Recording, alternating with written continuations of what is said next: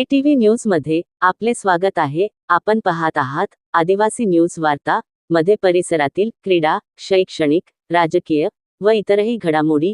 आता पाहूयात सविस्तर वृत्त। आदिवासी न्यूज वार्तासाठी नंदकुमार तोटेवाड। आज आपण एक सनसनाटी बातमी पाहणार आहोत।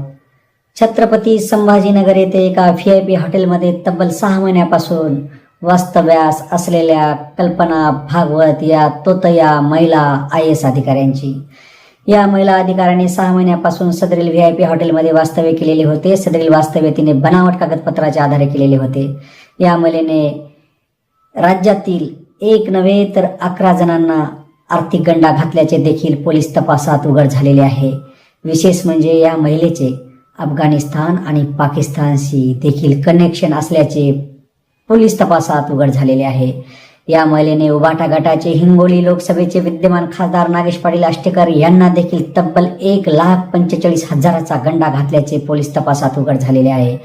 विशेष म्हणजे नागेश पाटील आष्टेकर यांनी दिल्ली येथे आज पत्रकार परिषद घेत या प्रकरणाचा उलगडा केलेला आहे।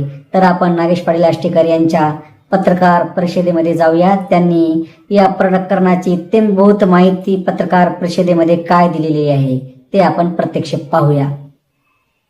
तुमच्या संदर्भात काही आरोप केले जात आहे, काही खुलासे होत आहे की एका महिलेला आपण आर्थिक पैसे दिल्याचा आर्थिक मदत केल्याची आरोप होत आहे। बरोबर आहे। मी पण आता आमच्या न्यूज मध्ये काही आल्याच्या नंतर मी सकाळी झोपेत होतो। मी काल रात्रीला 12-12:30 वाजता इथं लँड झालो आणि जवळपास 1-1:30 वाजला घरी यायला। काल परवा 2-3 दिवसाखाली मला एक औरंगाबादवरून एका पत्रकाराचा फोन आला होता की असं असं काहीतरी आहे। मी प्रचार रॅलीमध्ये होतो, मला काही फार जास्त बोलता येत नव्हतं। मी म्हणलं नंतर मी तुम्हाला सांगेन, बोलेल।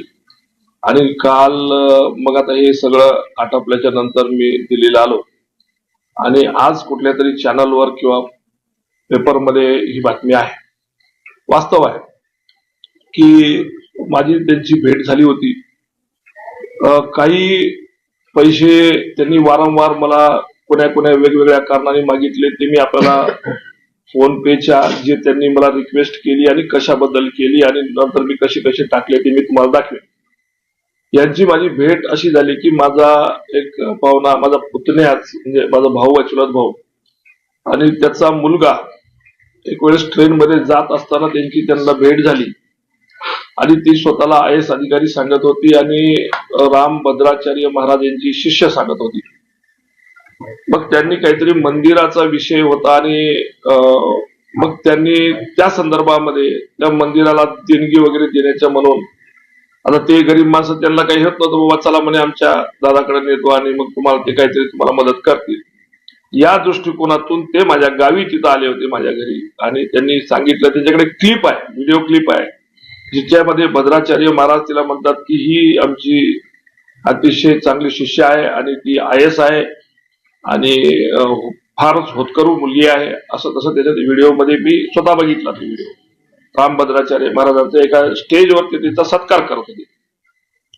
मला असेल चांगली व्यक्ती असेल, ती म्हणजे स्वतःला कल्पना पाटील म्हणत होती, म्हणजे आमच्या समाजाची म्हणत होती। आणि तिचं ट्रॅजेडी अशी तिने सांगितली होती की म्हणजे ज्या वेळेस इंटरव्ह्यूला बोलवतात, सॉरी इंटरव्ह्यू नाही, म्हणजे ज्या वेळेस तिला ट्रेनिंगला बोलवतात त्यावेळेस तिचे वडील वारले आणि ती जायला लेट झाली आणि नंतर मग इथल्या अधिकाऱ्याने तिला आता नंतर बघू आणि असं करत तिला म्हणजे त्या ह्याच्यातून बाद करण्याच्या दृष्टिकोनातून त्यांनी माझ्यावर अन्याय केला।